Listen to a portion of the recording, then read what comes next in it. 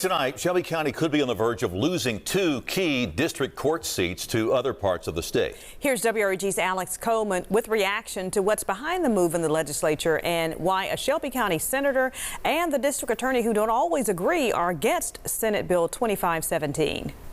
At the state capitol in Nashville, some Tennessee lawmakers put Memphis crime, a backlog of court cases, and a call to remove 2 judgeships out of Shelby County directly in the spotlight. If a judge there is going to help solve the crime, why has Memphis become the crime center of the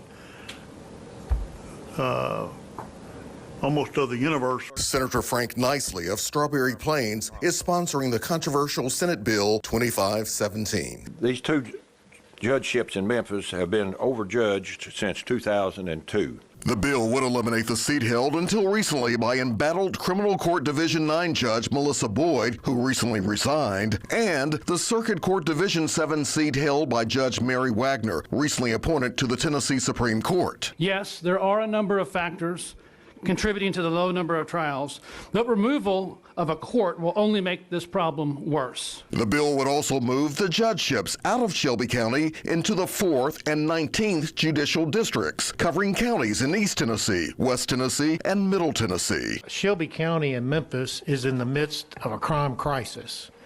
A third of Tennessee's crimes, Mr. Chairman, occur in Memphis. Republican Senator Brent Taylor of Memphis tried to pass an amendment to keep the criminal court position in Shelby County. I recognize their needs in other parts of the state. I'm willing to concede that, but there is no one that thinks Shelby County does not need a criminal court judge. And in a rare sign of unity, Taylor and District Attorney Steve Mulroy both oppose this measure. To simultaneously complain about the backlog and then take away 10% of our ability makes no sense to me. And you know who agrees with me?